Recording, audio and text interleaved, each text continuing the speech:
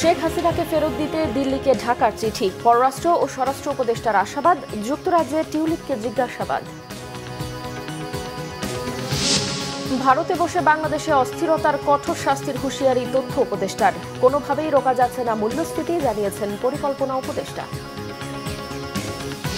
নির্বাচনের জন্য 5 আগস্টের মতো ঐক্যের আহ্বান মির্জা ফখরুলের। প্রশাসনে অন্তর্বর্তী সরকারের কর্তৃত্ব না থাকায় নানা সংকট, অভিযোগ বিএনপির। আগামীতে থাকবে না ইভিএম, বিচার হবে ভোটাধিকার হরণের, জানিয়েছেন বদুল আলম মজুমদার। স্থানীয় নির্বাচনও নির্দলীয় সরকারের অধীনে করার প্রস্তাব। চাঁদপুরে লাইটার জাহাজে হামলা, 7 জনকে হত্যা, একজনের অবস্থা গুরুতর, ডাকাতি বলে সন্দেহ।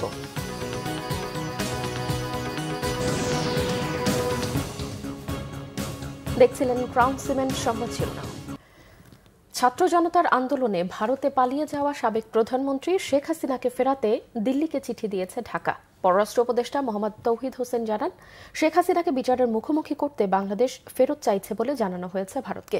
এর আগে সকালে স্বরাষ্ট্র উপদেষ্টা জাহাঙ্গীর আলম চৌধুরী জানান, বন্দি বিনিময় চুক্তি অনুযায়ী হাসিনাকে ফেরতে কাজ করছে সরকার। এছাড়াও বিডিআর হত্যাকাণ্ডের ঘটনা তদন্তে 7 সদস্যের কমিটি গঠনের কথাও জানান উপদেষ্টা। বিস্তারিত এসএম ফয়েজের রিপোর্টে।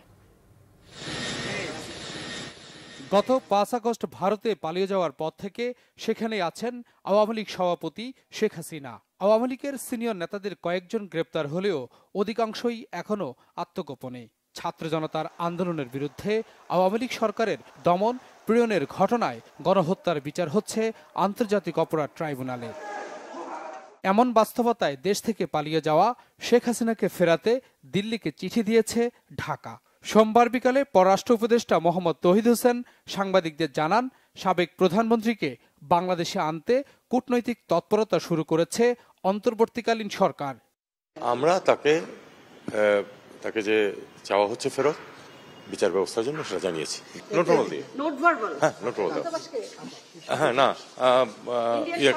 ভারত সরকারকে। এর আগে স্বরাষ্ট্র উপদেষ্টা অবসরপ্রাপ্ত লেফটেন্যান্ট জেনারেল জাহাঙ্গীর আলম চৌধুরী জানান, শেখ হাসিনাকে দেশে ফেরাতে কাজ করছে সরকার। পিলখানায় বর্ডার গার্ড বাংলাদেশের সদর দপ্তরে বিজিবি দিবস উপলক্ষে পদক প্রদান অনুষ্ঠানে তিনি এই কথা জানান। পাঠিয়ে দিয়েছি পররাষ্ট্র মন্ত্রণালয়ে, আমাদের চিঠি অলরেডি চলে গেছে ওনার এক্সট্রাডিশন করার জন্য। এটা প্রক্রিয়াধীন আছে। আমাদের সাথে তো ওনাদের এক্সট্রাডিশন ট্রিটি একটা আছেই, ওই প্রক্রিয়া হবে, ওই চুক্তি অনুযায়ী হবে। এই সময় বিডিআর হত্যা নিয়ে তদন্ত কমিটি গঠনের কথাও জানান তিনি। এই কমিশনটা আমাদের মাননীয় প্রধান উপদেষ্টা উনি সিগনেচার করে দিয়েছেন, গতকাল রাত্রি উনি সিগনেচার করে দিয়েছেন। এবং আমাদের এই কমিটির সদস্য সংখ্যা হবে হলো 7 জন। এবং আমাদের এইখানকার এক মহাপরিচালক ছিলেন ALM ফজলুর রহমান স্যারে হচ্ছেন এটার সভাপতি, এবং এর সাথে আমাদের সামরিক বাহিনী আরো 2 জন সদস্য থাকবেন। আমাদের সাথে যে মিয়ানমারের যে বর্ডারটা ছিল এটা পুরাটা এখন আরাকান আর্মির দখলে চলে গেছে। এই লাস্টের যে মংদু ইটা ছিল ওইটাও কিন্তু আরাকান আর্মির দখলে চলে গেছে। এখন যে আমাদের বিজিবির যে তাদের সাথে যে বর্ডারে যে একটা কথাবার্তা বলা, এটাও কিন্তু ওইরকম তাদের সাথে কোনো জায়গা নাই। এই জন্য আমাদের তাদের সাথে কথা বলতে হলে এখন কোনো শিপে গিয়া হয়তো কথা বলতে হয়তো আনঅফিসিয়ালি, তাও কিন্তু অফিসিয়ালি করা যাচ্ছে না, যেহেতু এই একটা সমস্যা তো আছে। নতুন করে রোহিঙ্গাদের প্রবেশ করতে না দেওয়ার বিষয়ে আগের সিদ্ধান্ত এখনো বহাল আছে, জানিয়েছেন স্বরাষ্ট্র উপদেষ্টা। SM Foyez, Bangla vision, Dhaka.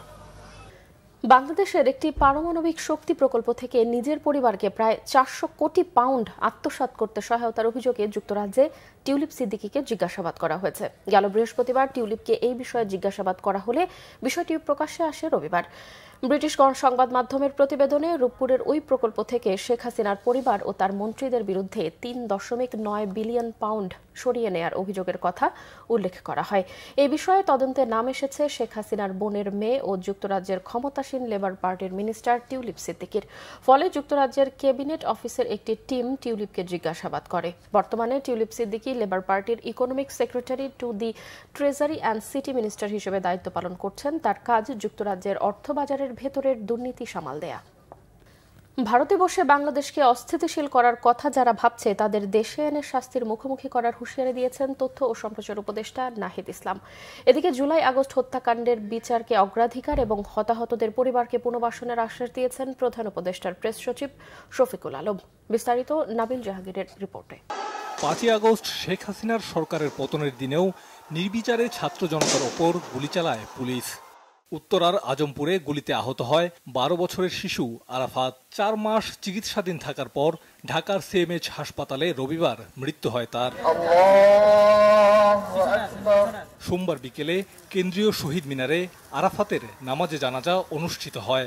এ সময় জুলাই আগস্ট শহীদদের জন্য রাষ্ট্রীয় মর্যাদার দাবি জানান শহীদদের স্বজনরা। কারো যেন সন্তান এই দেশের ভিতরে এরকম গুলিবিদ্ধ যাতে না হয়, আর যারা এই দেশের জন্য গুলিবিদ্ধ হয়ে শহীদ হয়েছে প্রত্যেকের জন্য শহীদি মর্যাদা যেন যতদিন বাংলাদেশ থাকে সুষ্ঠু বাংলাদেশ এবং শহীদি মর্যাদার জন্য পায়। ছাত্র জনতার আন্দোলন দমনে বর্বরতার বিচারের পাশাপাশি হতাহতদের পরিবারের পুনর্বাসনের দাবিও উঠে আসে।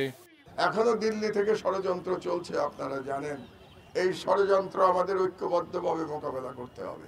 আমরা প্রত্যেকে আরাফাতের পরিবারের পাশে থেকে যার যতটুকু ক্ষমতা সেই ক্ষমতা নিয়ে এই শহীদ পরিবারের পাশে আমাদেরকে থাকতে হবে। আমরা যেন আমার এক শহীদ পরিবারকে অন্তত এটুকু বলতে পারি যে যেই খুনিরা আমার ভাইদের কিভাবে শহীদ করেছে সেই খুনিদের বিচারে বাংলার মাটিতে হয়েছে। আমরা যেন খুনি হাসিনা কিভাবে নির্মমতা চালিয়েছে বিগত 16 বছর এবং বিগত অভ্যুত্থানের সময় দয়া করে আমরা যেন এটি ভুলে না যাই।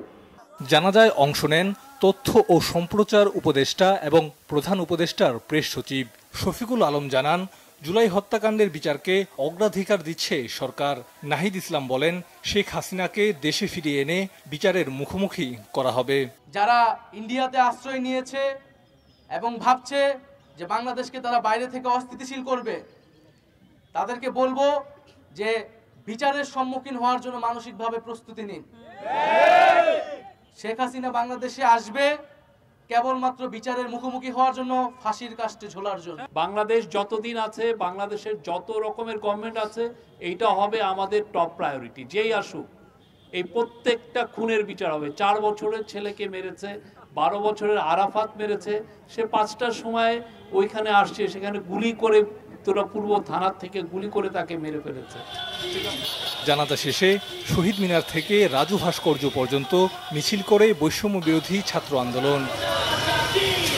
নাবিল জাহাঙ্গীর, বাংলা ভিশন, ঢাকা।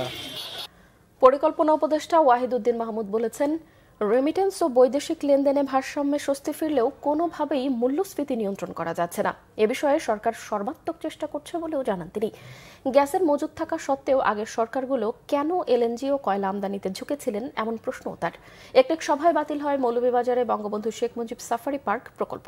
রিপোর্ট সৈয়দ আব্দুল মুহিতের। প্রধান উপদেষ্টা অধ্যাপক ডক্টর মোহাম্মদ ইউনুসের সভাপতিত্বে রাজধানীর শেরেবাংলা নগরের এনএসি সম্মেলন কক্ষে জাতীয় অর্থনৈতিক পরিষদের নির্বাহী কমিটির সভা হয়। প্রায় 1978 কোটি টাকার 10টি প্রকল্প অনুমোদন পায় এতে। বৈঠকের পর ব্রিফিংয়ে পরিকল্পনা উপদেষ্টা ওয়াহিদুদ্দিন মাহমুদ জানান, সামগ্রিক স্থিতিশীলতার জন্য ঘাটতি বাজেট করবে না সরকার। প্রয়োজনে উন্নয়ন বাজেট কমানো হতে পারে। জানুয়ারির শেষ দিকে সংশোধিত বাজেট দেয়া হতে পারে বলেও জানান তিনি। মূল্যস্ফীতি তো খুব কমানো যাচ্ছে না, একটু একটু কমানো যাচ্ছে। মূল্যস্ফীতি আর মূল্যস্তর এক কথা নয়। আলুর দাম অনেক বেশি, কিন্তু এই আলুর দাম বেশি থেকে যদি এইখানেই থাকে তাহলে কিন্তু মূল্যস্ফীতি আলুর ক্ষেত্রে শূন্য। এটা অনেকে বোঝে না। অনেকে মনে করে মূল্যস্ফীতি কমানো মানে হলো দাম কমে যাওয়া। মূল্য একবার বেড়ে গেলে পৃথিবীর কোনো দেশেই যে সাধারণভাবে সব কিছু কমে আসে, শাকসবজির দাম যেই ফ্লাকচুয়েট করে, তরি তরকারির দাম, এগুলো কিন্তু পুরো জিনিসটা একটা গড় ইনফ্লেশনের আশেপাশেই ঘোরাফেরা করে। পরিকল্পনা উপদেষ্টা জানান, প্রকল্প নেয়ার ক্ষেত্রে জনগণের সম্পৃক্ততার বিষয়টি খেয়াল রাখতে হবে। গ্যাস অনুসন্ধানে পদক্ষেপ না নেওয়ায় বিগত সরকারের সমালোচনা করেন তিনি। এতদিন এই গ্যাসের রিজার্ভগুলো দিকে না তাকিয়ে আমরা কেন এলএনজি ইম্পোর্টের দিকে এত বেশি বা কয়লা দিকে এত বেশি ঝুঁকে গেলাম? দরকার হতো, কিন্তু নিজেদের যে গ্যাস আছে এগুলোকে তো আরও বেশি কাজে লাগানো অনুসন্ধান করা উচিত ছিল। বাপেক্সের যদি সক্ষমতার অভাব আছে তাহলে বাপেক্সকে আরও শক্তিশালী করার দরকার ছিল। প্রকল্পে দুর্নীতি হলে তা দেখা দুদকের কাজ বলেও জানান পরিকল্পনা উপদেষ্টা। মন্ত্রণালয় তো দুর্নীতির বিরুদ্ধে সংগ্রাম করছে না। সৈয়দ আব্দুল মুহিত, বাংলাভিশন, ঢাকা। ভোটাধিকারের জন্য 5 আগস্টের মতো আবারও ঐক্যবদ্ধ হয়ে রাজপথে নামার জন্য প্রস্তুত হওয়ার আহ্বান জানিয়েছেন বিএনপি মহাসচিব মির্জা ফখরুল ইসলাম আলমগীর। বিএনপি গত 15 বছর রাজপথে লড়াই করেছে বলেই ছাত্র জনতা ফ্যাসিবাদী সরকারের পতন ঘটাতে পেরেছে বলেও মন্তব্য করেন তিনি। আরও জানাচ্ছেন এসএম ফয়েজ। সোমবার ঠাকুরগাঁয়ের শিবগঞ্জ ডিগ্রি কলেজ মাঠে সমাবেশ করে জেলা বিএনপি। এতে দলের মহাসচিব মির্জা ফখরুল ইসলাম আলমগীর বলেন, শেখ হাসিনা ভারতে বসে ষড়যন্ত্র করছে। দেশের এই সংকটকালীন সময়ে দায়িত্বশীল ব্যক্তিদের উত্তেজনাপূর্ণ ও বিভ্রান্তিকর বক্তব্য দেওয়া থেকে বিরত থাকা উচিত।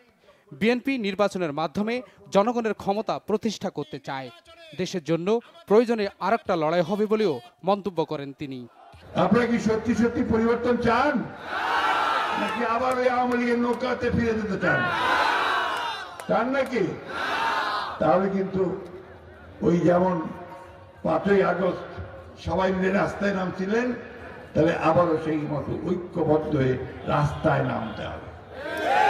রাস্তায় নামতে হবে নিজের অধিকার আদায়ের জন্য, ভোটের অধিকার আদায়ের জন্য, ভাতের অধিকারটা আনার জন্য এবং ন্যায় বিচার পাওয়ার জন্য। এদিকে বিএনপির চেয়ারপারসন বেগম খালেদা জিয়ার সুস্থতা কামনায় নয়াপল্টন কেন্দ্রীয় কার্যালয়ে দোয়া মাহফিলের আয়োজন করে জাতীয়তাবাদী মুক্তিযোদ্ধা দল। এ সময় বিএনপির সিনিয়র যুগ্ম মহাসচিব রুহুল কবির রিজভী বলেন, রাজনৈতিক সিদ্ধান্তেই আন্দোলন সংগ্রাম ও স্বৈরাচারের পতন হয়েছে। আপনারা তো সেই রিমান্ডের মধ্যে ছিলেন না, আপনারা তো সেই নির্যাতন ভোগ করেননি, সেটা তো আমাদেরকে করতে হয়েছে। আর আপনারা বলছেন রাজনীতিবিদরা তারা এতদিন কিছু করতে পারেননি। এতদিন যা কিছু হয়েছে সেটা তো রাজনৈতিক সিদ্ধান্তেই হয়েছে। এখন একটি ভিন্ন পরিস্থিতি, আপনাদের উপর বিশ্বাস রাখা হয়েছে। সেই বিশ্বাসটা আপনারা সকলকে নিয়ে আপনাদের বিশ্বাসটা রক্ষা করবেন, সংরক্ষণ করবেন। তা না হলে তো আপনাদের প্রতিও তো মানুষ বিরূপ হতে থাকবে। অন্যদিকে বিএনপির স্থায়ী কমিটির সদস্য ডাক্তার AZM জাহিদ হোসেন বলেন, জুলাই বিপ্লবে ছাত্র জনতার হত্যাকারীদের বিচারের কাঠগড়ায় তুলতে হবে, নইলে শহীদদের রক্তের সাথে বেইমানি করা হবে। সোমবার দুপুরে সুনামগঞ্জের ছাতক উপজেলায় কর্মী সভায় প্রধান অতিথির বক্তব্যে এসব কথা বলেন তিনি। আপনারা লক্ষ লক্ষ কোটি টাকা বিদেশে পাচার করেছেন, ব্যাংকগুলোকে ফোকলা করে দিয়েছেন, দ্রব্যমূল্যের ঊর্ধ্বগতিতে দেশের মানুষের জীবন আজকে দুর্বিষহ। প্রত্যেকটা জিনিসের হিসাব তো আপনাদেরকে দিতেই হবে। সিরাজগঞ্জ জেলা বিএনপির মতবিনিময় সভায় প্রধান অতিথি ছিলেন বিএনপির চেয়ারপারসন বেগম খালেদা জিয়ার উপদেষ্টা আব্দুস সালাম। বলেন, ইতিহাস থেকে আওয়ামী লীগ শিক্ষা গ্রহণ করেনি। বিএনপি শুধু ক্ষমতায় বিশ্বাস করে না, বিএনপি জনগণের ক্ষমতায় বিশ্বাস করে। এসএম ফয়েজ, বাংলাভিশন, ঢাকা। আইন উপদেষ্টা ডক্টর আসিফ নজরুল বলেছেন, উচ্চ আদালতের ক্ষমতা ব্যবহার করা হয়েছে শেখ হাসিনার ফ্যাসিস্ট সরকারকে ক্ষমতায় টিকিয়ে রাখার জন্য। জানান, দলীয় বিবেচনায় বেশিরভাগ বিচারক নিয়োগ হয়েছে। আন্তর্জাতিক অপরাধ ট্রাইব্যুনালের chief prosecutor advocate Tajul Islam বলেছেন, সাবেক বিচারপতি মানিকের কলাপাতায় শুয়ে থাকার ছবিটি সব বিচারকদের জন্য দৃষ্টান্ত হয়ে থাকতে পারে। আরও জানাচ্ছেন দীপন দেওয়ান। রাজধানীর সিডাপ মিলনায়তনে গণতান্ত্রিক পুনর্গঠনের জন্য সংলাপ শীর্ষক সেমিনারের আয়োজন করে centre for governance studies CGS। অনুষ্ঠানে বক্তারা বলেন, উচ্চ আদালতের বেশিরভাগ বিচারক নিয়োগ হয়েছে দলীয় বিবেচনায়। সুপ্রিম কোর্টের আইনজীবীদের সিন্ডিকেটের কারণে দুর্নীতি মামলার খরচ বাড়ে। জাস্টিস শামসুদ্দিন চৌধুরী মানিক সিলেট সীমান্তে যখন কলার পাতায় শুয়ে আছে, ওই ছবিটা সব আদালতের পেছনে টানিয়ে রাখা উচিত। তাহলে সবাই বুঝতে পারবে যে আসলে বিচারকদের কি ভূমিকা থাকা উচিত। সুপ্রিম কোর্টের প্রধান বিচারপতি বসে বসে যেটা করতেন, যে তিনি ফেসবুক এবং ইউটিউবে দেখতেন কোন কোন বিরোধী নেতা বা কোন ব্যক্তি সরকারের বিরুদ্ধে বক্তৃতা দেয়। ওনার একটা সেল গঠন করেছিলেন, আমি ব্যক্তিগতভাবে এটার ভিকটিম আমি জানি। তাদের কাজ ছিল কে কে বক্তৃতা দিল, সরকারের বিরুদ্ধে খুব তীক্ষ্ণ বক্তৃতা দিয়েছে, তাকে কোনো না কোনো ফর্মে আদালতে এনে আদালত অবমাননার মামলায় ফেলা। সামনের বাজেটে জুডিশিয়ারির বাজেট 10,000 কোটি টাকা করেন, আর আপনি 2,000 বিচারক নিয়োগ দেন এই মুহূর্তে, 100 বিচারপতি নিয়োগ দেন এই মুহূর্তে, হতে পারে এটা নিয়ে সমালোচনা হবে, কিন্তু এর ফলে জুডিশিয়ারি অন্তত 50 বছর এগিয়ে যাবে। রুট কজ শর্টেজ অফ জাজ। মত পোষণ করছি যে 1000 বিচারক এখনই বসানো হোক বা 20,000 বা 200 হোয়াটএভার, বিকজ আই থিঙ্ক অভিজ্ঞতা একটা ব্যাপার। এখানে আপনি সবাইকে বসাই দিলেন, নামাই দিলেন, আই ডোন্ট থিঙ্ক তাতে কাজ হবে। আপনার অভিজ্ঞ ব্যক্তিদেরকেও লাগবে। গণতান্ত্রিক পুনর্গঠনের সংলাপে আইন উপদেষ্টা বলেন, অপরাধ প্রমাণিত হওয়ার আগেই জামিন নাকচ করার চর্চা ছিল উচ্চ আদালতে। যেসব বিষয়ে জাতীয় ঐকমত্য আছে সেসব সংস্কার কার্যকর করার মৌখিক অনুমতি দিয়েছেন প্রধান উপদেষ্টা ও সংস্কার কমিশনের প্রধান।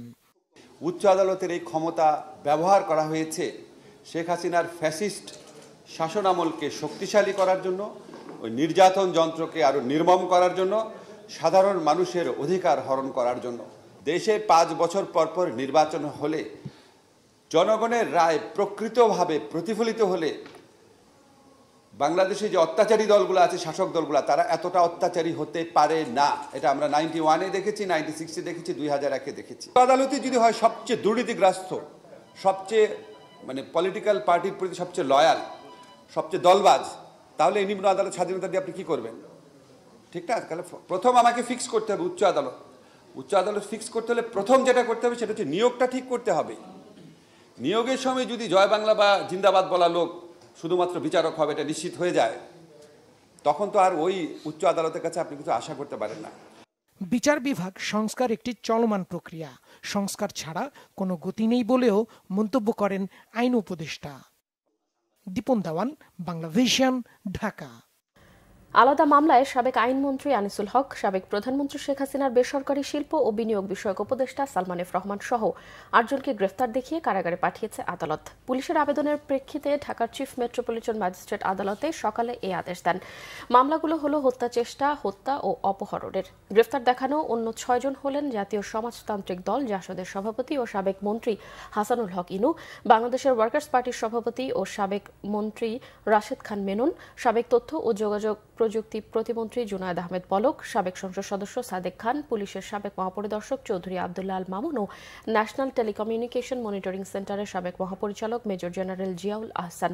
অন্যদিকে রাজধানী নিউ মার্কেট থানায় শামীম হত্যা চেষ্টা মামলায় জুনায়েদ আহমেদ পলককে গ্রেফতার দেখানো হয়েছে।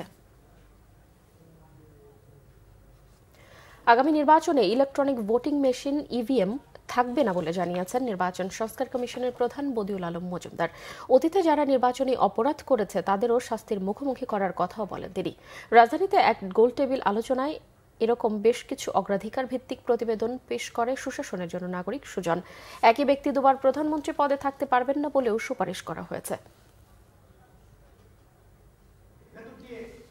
রাষ্ট্র সংস্কারের লক্ষ্যে 11টি সংস্কার কমিশন গঠন করেছে অন্তর্বর্তীকালীন সরকার। সংস্কার কমিশনগুলোয় কি কি বিষয় অগ্রাধিকার পাবে, সোমবার এ নিয়ে ঢাকা রিপোর্টার্স ইউনিটিতে গোলটেবিল বৈঠকের আয়োজন করে সুশাসনের জন্য নাগরিক সুজন।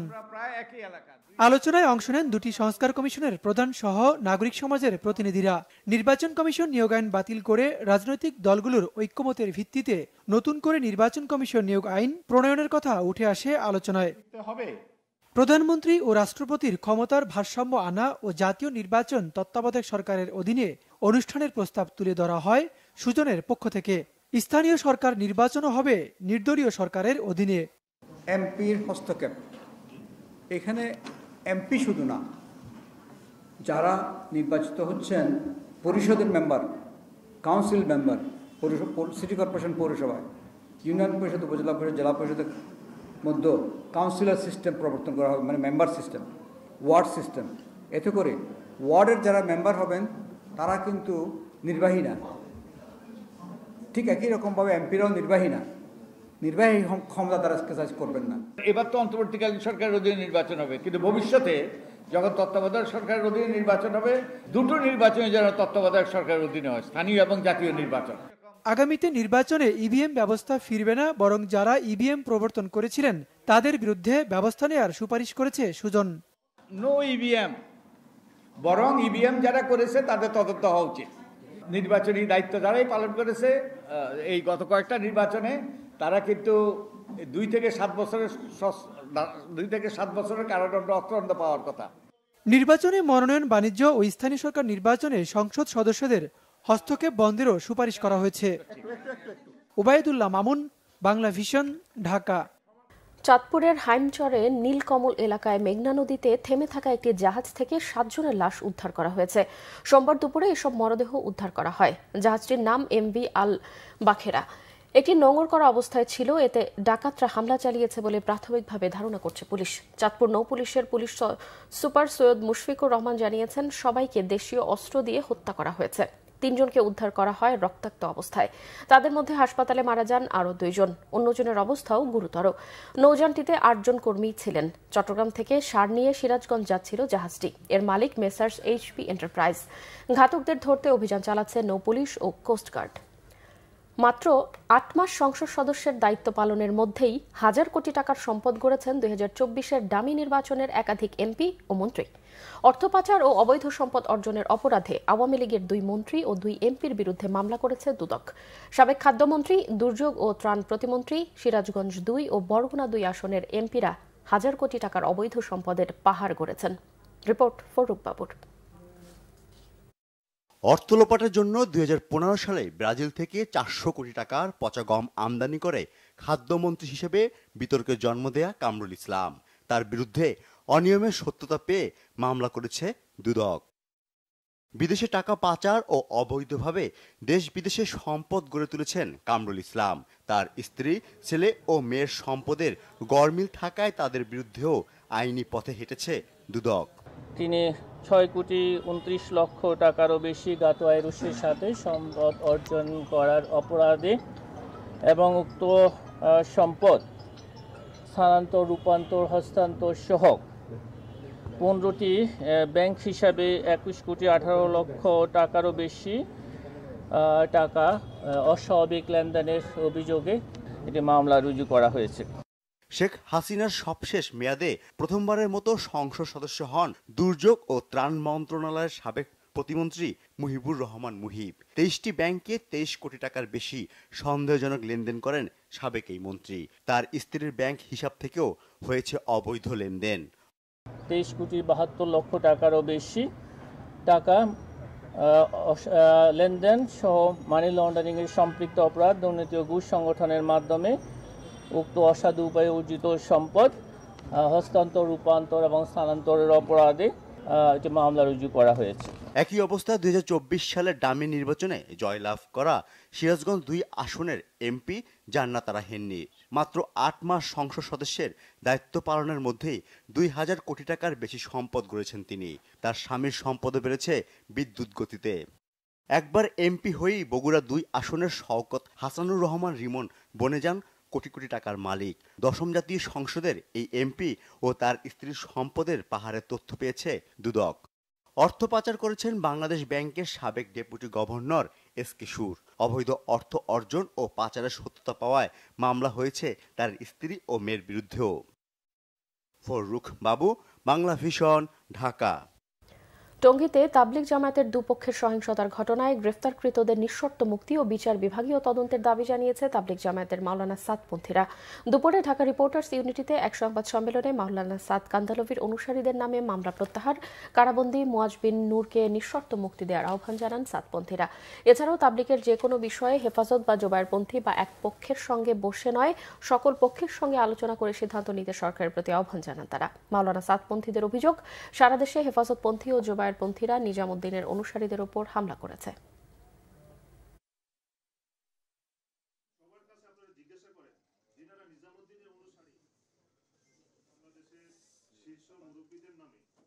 হযরত মাওলানা সাদ কান্দলভির অনুসারী সকল মুরব্বীদের নামে করা সকল মিথ্যা মামলা প্রত্যাহার করতে হবে। 2 নম্বর, মজলুম কারাবন্দী আলেমে দ্বীন মুফতি মুয়াজ বিন নূরকে অতি সত্বর নিঃশর্ত মুক্তি দিতে হবে। 3 নম্বর, কাকরাইল মসজিদ, টঙ্গীর বিশ্ব ইজতেমা ও সারা বাংলাদেশে মসজিদ ভিত্তিক তাবলিগের কাজকে সমান অধিকারের ভিত্তিতে পরিচালনার পরিবেশ তৈরি করে দিতে হবে। অন্তর্বর্তী সরকারের ভূমি, বিমান পরিবহন ও পর্যটন উপদেষ্টা AF হাসান আরিফের দাফন সম্পন্ন হয়েছে। সকালে মিরপুরের বুদ্ধিজীবী কবরস্থানে তাকে দাফন করা হয়। এদিকে তার মৃত্যুতে আজ রাষ্ট্রীয়ভাবে শোক পালন করা হচ্ছে। সকালে সম্মিলিত সামরিক হাসপাতালে CMH এর হিমঘর থেকে AF হাসান আরিফের মরদেহ নেওয়া হয় শহীদ বুদ্ধিজীবী কবরস্থানে। দাফনে অংশ নেন স্বরাষ্ট্র উপদেষ্টা মোহাম্মদ জাহাঙ্গীর আলম চৌধুরী সহ সরকারের ঊর্ধ্বতন কর্মকর্তারা। এ সময় দীর্ঘদিনের সহকর্মীরা স্মৃতিচারণ করেন। তার নির্দেশনা অনুযায়ী কাজ করার আশাবাদও ব্যক্ত করেন। বলেন, উপদেষ্টা হিসেবে দায়িত্ব নেওয়ার পর মন্ত্রণালয়ের সংস্কারের পাশাপাশি কাজকে করেছেন গতিশীল। পরিবারের সদস্যরা তার জন্য দোয়া চেয়েছেন। হৃদরোগে আক্রান্ত হয়ে গত শুক্রবার রাজধানীর ল্যাবেইড হাসপাতালে মারা যান উপদেষ্টা AF হাসান আরিফ। শুক্রবার ধানমন্ডি 7 নম্বর জামে মসজিদে প্রথম, শনিবার সুপ্রিম কোর্ট প্রাঙ্গণে দ্বিতীয় এবং সচিবালয়ে তার তৃতীয় দফা জানাজা অনুষ্ঠিত হয়। আইনজীবী হিসাবে উনি কীরকম সেটা তো বাংলাদেশ মানুষ সবাই জানে। বাবা হিসাবেও আমি বলবো যে উনি এত ব্যস্ততার মধ্যে উনি আমাদের প্রতি যে ওনার বিশেষ খেয়াল আছে বা নজর আছে সেটা আমরা অনেক কাজেই বুঝতে পারতাম। একজন মানুষের আকস্মিক বিদায় যে কতটা ঘটনাবহুল হতে পারে। আগের দিন বৃহস্পতিবার দিন স্যার প্রায় 7:30 পর্যন্ত আমাদের মন্ত্রণালয়ে মিটিং করেছেন। শূন্যতা সবসময় পূরণ হয়ে যায়, কিন্তু আসলে ওনার মতো এই দেশের যে একটা সংস্কার অবস্থা চলছে, সব কিছুতে সংস্কার চলমান রয়েছে। এই অবস্থায় তার অত্যন্ত প্রয়োজন ছিল। তার অভাব পূরণ করা দেশ ও জাতির জন্য খুবই একটা দুরূহ ব্যাপার হবে এবং এই শূন্যতার জন্য তাকে আমরা দীর্ঘদিন স্মরণ রাখতে হবে। এদিকে কুমিল্লার চৌদ্দগ্রামে মুক্তিযোদ্ধাকে হেনস্থাকারীদের আইনের আওতায় আনা হবে বলে জানিয়েছেন স্বরাষ্ট্র উপদেষ্টা অবসরপ্রাপ্ত লেফটেন্যান্ট জেনারেল জাহাঙ্গীর আলম চৌধুরী। পিলখানায় এক অনুষ্ঠানে তিনি এসব তথ্য জানান। আমাদের সরকার চেষ্টা করতেছে এইটা যে যত তাড়াতাড়ি সম্ভব এই সমস্যাটা সমাধান করার জন্য। কিছু সংখ্যক তো দুষ্কৃতিকারী সব জায়গায় রয়ে গেছে, এবং যে দুষ্কৃতিকারী তাকে হেনস্থা করছে তাদের আমরা আইনের আওতায় অবশ্যই নিয়ে আসবো। কক্সবাজারে নামমাত্র দামে লিজ নেওয়া হয়েছে 1000 কোটি টাকার জমি। এতে সাবেক সচিব ও আওয়ামী লীগ নেতা কবির বিন আনোয়ারের প্রভাব খাটিয়েছেন বলেও অভিযোগ স্থানীয়দের। Bangabandhu Sheikh Mujib academy of public administration স্থাপনে প্রায় 700 একর জমি লিজ দেওয়া হয়। লিজ বাতিলে পরিপত্র জারি হলেও আদালতের মাধ্যমে চূড়ান্ত সমাধান চান পরিবেশবিদ ও স্থানীয়রা। কক্সবাজার প্রতিনিধি মোর্শেদুর রহমান খোকনের তথ্য ও ছবিতে একটি ডেস্ক রিপোর্ট। কক্সবাজার শহর থেকে 10 কিলোমিটার দূরে সাগর ও মেরিন ড্রাইভের পাশে শুকনাছড়ি ও দরিয়ানগর। মানুষ, বন্যপ্রাণী আর নানা গাছগাছালিতে নজরকাড়া গ্রাম। স্থানীয়রা জানান 2021 সালে এই জায়গাটিতে নজর পড়ে আওয়ামী সরকারের প্রভাবশালী সচিব কবির বিন আনোয়ারের। প্রকৃতি ধ্বংসের এই উদ্যোগ নেওয়া হয় Bangabandhu Sheikh Mujib academy of public অ্যাডমিনিস্ট্রেশনের নামে। সেজন্য আমাদের উপর কি করছে, আওয়ামী লীগ সরকার একটা প্রভাব খাটিয়েছে। যেমন আমাদেরকে যারা বোঝাচ্ছে আমরা সেটাই বুঝতেছি, কিন্তু আমাদেরকে এটা বুঝিয়ে আমাদেরকে কি করলো, আপনার চলে ভুলে দিয়ে 700 একর জায়গাটা লিস্ট নিয়ে নিচ্ছে। আমরা আওয়ামী লীগ সরকার যেটা করছে এটা বলে আমাদের জন্য অন্যায় করছে, আমরা জাতির জন্য অন্যায় করছে। একটা নিজের জায়গা নেওয়া ছিল বলে আরে মানে সাহায্য করে কানাকা জায়গা দিয়ে বানিয়ে সারি ওরা আর কোথায় যাইব। এই হিমছড়ি ইকোসিস্টেমস যেটা 22 কিলোমিটার দীর্ঘ এবং 7-8 কিলোমিটার চৌড়া, এই ইকোসিস্টেমসটা যদি টিকে না থাকে তাহলে কক্সবাজার শহর এবং শহরতলির মানুষ টিকে থাকতে পারবে না। স্থাপনা নির্মাণ ও জমির লিজ বাতিলের দাবিতে আন্দোলনে নামে একাধিক পরিবেশবাদী সংগঠন। আদালতে রিট করে নাগরিক ফোরাম। পরে লিজের বিরুদ্ধে নিষেধাজ্ঞা ও রুল জারি করে হাইকোর্ট। আমাদের চাহিদা হলো এই পাহাড়গুলোকে সংরক্ষণ করা হোক এবং ভবিষ্যতে যাতে আর কোনো বাহিনী অথবা কোনো সরকারি বেসরকারি প্রতিষ্ঠান যাতে লিজ দিতে না পারে। আমরা বাংলাদেশ UN মিশনে সিগনেটরি, যে আমরা বন্যপ্রাণীর চলাচলের এবং তাদের আবাসস্থলের স্থানটা সংরক্ষিত রাখবো, কাউকে লিজ দিব না। সুতরাং এই লিজ দেওয়াটা ছিল সম্পূর্ণ অন্যায় এবং অবৈধ। এই অবৈধ প্রক্রিয়ার সাথে যে সমস্ত সরকারি কর্মকর্তারা এখানে জড়িত ছিলেন তাদের বিরুদ্ধে যেন রাষ্ট্র ব্যবস্থা নেয়। উন্নয়নের নামে পরিবেশ ধ্বংস করে আওয়ামী লীগ সরকারের আমলে অপরিকল্পিত নানা উদ্যোগ বন্ধ করার দাবি কক্সবাজারবাসী। Bangla Vision news desk. BPL concert. Mirpur স্টেডিয়ামে চলছে বিপিএল মিউজিক ফেস্ট। পাকিস্তানের বিখ্যাত কাওয়ালি শিল্পী রাহাত ফাতে আলী খান এই মিউজিক ফেস্টে প্রধান আকর্ষণ। জুলাই আগস্টে ছাত্র জনতার আন্দোলন ও রাজনৈতিক পট পরিবর্তনের ছোঁয়া নিয়ে এই মিউজিক ফেস্টের মাধ্যমে শুরু হয়েছে বিপিএল টি20-র নতুন যাত্রা। বিকেল 4টায় শুরু হয়েছে কনসার্ট। মিরপুর স্টেডিয়ামে বিপিএল কনসার্টের উদ্বোধন করেন ক্রীড়া উপদেষ্টা আসিফ মাহমুদ সজীব ভুইয়া। তিনি বলেন, জুলাই অভ্যুত্থানের স্মৃতিকে স্মরণ করে এবার বিপিএল এর থিম সং, মাস্কট, গ্রাফিতি সহ বিভিন্ন আয়োজনে ভিন্নতা থাকছে। কনসার্ট আয়োজনে সেই লক্ষ্যেই দুপুর থেকেই দর্শক সমাগম শুরু হয় মিরপুর স্টেডিয়ামে। কনসার্টের মূল আকর্ষণ রাহাত ফাতে আলী খান হলেও বাংলাদেশের শিল্পীদের গানও উপভোগ করছেন দর্শকরা। বিকেলে প্রথমে মঞ্চ মাতাতে ওঠেন ব্যান্ড দল অ্যাভয়েড রাফা। এরপর পর্যায়ক্রমে দেশীয় ব্যান্ডের মধ্যে মাইলস, জেফার, মুজা, সঞ্জয় ও হান্নান পারফর্ম করেন। রাত 8:30টায় রাহাত ফাতে আলী খানের মঞ্চে ওঠার কথা রয়েছে। তিনি গান করবেন প্রায় 3 ঘন্টা। কনসার্টে পারফর্ম করার জন্য 3.5 কোটি টাকা পারিশ্রমিক নিচ্ছেন পাকিস্তানি এই শিল্পী। এই মিউজিক ফেস্টের জন্য টিকিটের সর্বোচ্চ মূল্য 12,000 টাকা থেকে কমিয়ে 8,000 টাকা করেছে বিসিবি। আর ক্লাব হাউস ও গ্যালারির টিকিট মূল্য 2,500 থেকে কমিয়ে 500 টাকা করা হয়েছে। অনলাইনে টিকিট বিক্রির দায়িত্ব পাওয়া টিকিফাই জানিয়েছে তাদের সকল টিকিট বিক্রি শেষ। তবে অনেক দর্শকই টিকিট কিনেও স্টেডিয়ামে প্রবেশ করতে পারেননি। তাদের টিকিট জাল হিসেবে চিহ্নিত করে কয়েকজনকে গ্রেফতার করেছে police. BPL music fest cover করতে মিরপুর স্টেডিয়ামে আছেন আমাদের বিশেষ প্রতিনিধি মনির হোসেন খান। সরাসরি কথা বলবো তার সাথে।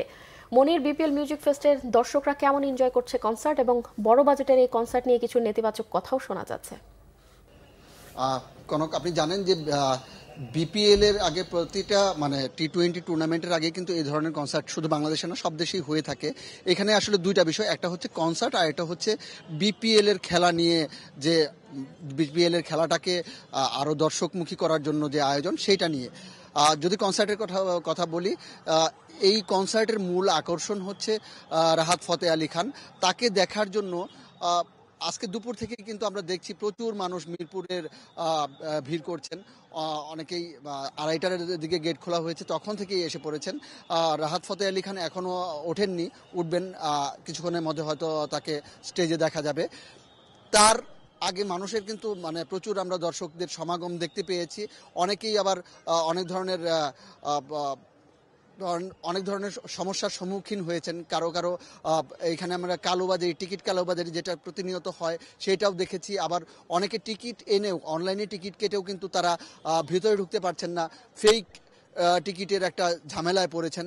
আমরা যতটুকু জেনেছি, যে আমরা দেখেছি 6 জনকে আটক করে নিয়ে যাওয়া হয়েছে ফেক টিকিট পাওয়ার অভিযোগে। তারপরেও কনসার্টটাকে নিয়ে মানুষের আগ্রহ কিন্তু কমতি নেই। এখন যদিও বলা হয়েছিল 6টার দিকে, 4:30টার দিকে গেট বন্ধ করে দেওয়ার কথা ছিল, তারপরেও দেখেছি 6টা, 6:30, 7টার দিকেও কিন্তু প্রচুর লোক এসেছেন রাহাত ফতে আলী খানকে দেখার জন্য, তার গান শোনার জন্য। আর যদি খেলার বাইরের খেলার কথা বলি, আমরা প্রতিবারই দেখি যে এই ধরনের অনুষ্ঠানকে কেন্দ্র করে কিন্তু আসলে প্রচুর জনসমাগম হয়, দর্শক আসে। ক্রিকেট মাঠে, বিপিএল এর মাঠে সেই দর্শকটা আমরা দেখতে পাই না। ক্রিকেট মাঠে যেন দর্শক আসে, এই যে যারা দর্শক আসছেন তাদের সাথে কিন্তু ডিফারেন্ট, পুরোটাই ডিফারেন্ট। এরা যারা আসছেন তারা কিন্তু খেলাধুলার সাথে সম্পৃক্ত নয়, শুধু অনুষ্ঠানটাই দেখছেন। এই বিষয়টা নিয়ে আসলে সবাই প্রশ্ন তুলেছেন যে আসলে এই ধরনের অনুষ্ঠান করে, এই অনুষ্ঠানটা করতে 7.5 কোটি টাকা খরচ হয়েছে। এই ধরনের অনুষ্ঠানটা করে আসলে ক্রিকেটের জনপ্রিয়তা বাড়াতে বা ক্রিকেটকে সম্পৃক্ত করতে, বিপিএলকে আরও চাঙ্গা করতে কতটুকু ভূমিকা রাখবে, এই নিয়ে অনেকে প্রশ্ন তুলেছেন। বিসিবি সভাপতিও আশা করছেন যে না, এই ধরনের অনুষ্ঠান করে অন্তত কিছু দর্শক হলেও মাঠমুখী হবেন। আমরাও সেই প্রত্যাশা করি। কনক। মনির, আপনাকে ধন্যবাদ। নতুন ইতিহাস গড়লেন বাংলাদেশের নারী ক্রিকেট দলের অধিনায়ক নিগার সুলতানা জ্যোতি। প্রথম নারী ক্রিকেটার হিসেবে দেশের হয়ে সেঞ্চুরি রেকর্ড গড়েছেন সেন্ট্রাল জোনের অধিনায়ক জ্যোতি। একই ম্যাচে সেঞ্চুরি করেছেন নর্থ জোনের ফারজানা হক পিঙ্কিও। দেশের প্রথম শ্রেণীর নারী ক্রিকেট শুরু হয়েছে শনিবার। সেখানে বাংলাদেশের প্রথম সেঞ্চুরিয়ান হওয়ার কীর্তি গড়েছেন নিগার সুলতানা জ্যোতি। রাজশাহীতে বাংলাদেশ ক্রিকেট লিগে নর্থ জোনের বিপক্ষে সেন্ট্রাল জোনের হয়ে 153 রানে অপরাজিত ইনিংস খেলেছেন জ্যোতি। রবিবার 85 রানে অপরাজিত থেকে দিন শেষ করেছিলেন তিনি। সোমবার প্রথম সেশনে 3 অঙ্কের ম্যাজিক ফিগারে পৌঁছেছেন তিনি। 215 বলে সেঞ্চুরি করে শেষ পর্যন্ত 253 বলে 20 বাউন্ডারি ও 2 ছক্কায় অপরাজিত 153 রানের ইনিংস খেলেন। জ্যোতির সেঞ্চুরির সাথে 2 ওপেনার মুর্শিদা খাতুন ও ফারজানা আক্তারের জোড়া হাফ সেঞ্চুরিতে 8 উইকেটে 387 রান করে প্রথম ইনিংসে 147 রানের লিড নিয়ে ডিক্লেয়ার করেছেন সেন্ট্রাল জোন। নর্থ জোনের হয়ে 113 রানে 6 উইকেট নেন জান্নাতুল ফেরদৌস সুমনা। তবে জ্যোতির সেঞ্চুরির দিনে প্রথম ইনিংসে ৮৬ রান করা নর্থ জোনের ওপেনার ফারজানা হক পিঙ্কিও দ্বিতীয় ইনিংসে করেছেন অপরাজিত ১০২ রান। তাতে দ্বিতীয় ইনিংসে ১ উইকেটে ২০৪ রান তুলেছে নর্থ জোন। সেন্ট্রাল জোনের হয়ে নাহিদ আক্তার ৪৮ রান নেন ৭টি উইকেটে।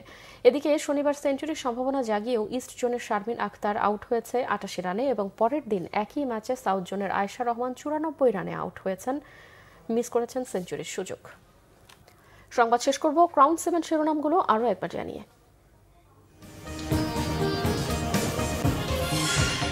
শেখ হাসিনাকে ফেরত দিতে দিল্লিকে ঢাকার চিঠি, পররাষ্ট্র ও স্বরাষ্ট্র উপদেষ্টার আশাবাদ, যুক্তরাজ্যে টিউলিপকে জিজ্ঞাসাবাদ।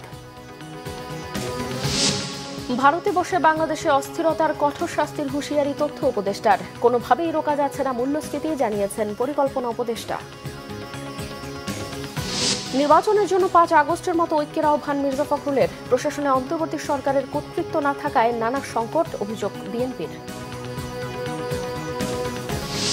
আগামীতে থাকবে না ইভিএম, বিচার হবে ভোটাধিকার হরণের, জানিয়েছেন বদিউল আলম মজুমদার। স্থানীয় নির্বাচনও দলীয় সরকারের অধীনে করার প্রস্তাব।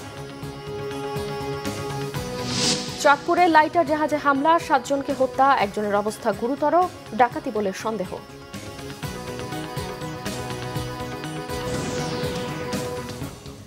দর্শক, এই ছিল এখনকার মতো। পরের সংবাদ রাত 10:30টায়, এর আগে 9টায় রয়েছে নিউজ 20 দেখার আমন্ত্রণ রইল। এছাড়াও বাংলাভিশন সংবাদ ও সংবাদ সংশ্লিষ্ট অনুষ্ঠান দেখতে ভিজিট করুন www.bbnews24.com ও facebook.com/banglavishnewse এবং সাবস্ক্রাইব করুন youtube.com/banglavishnewse। এতক্ষণ সঙ্গে থাকায় ধন্যবাদ সবাইকে।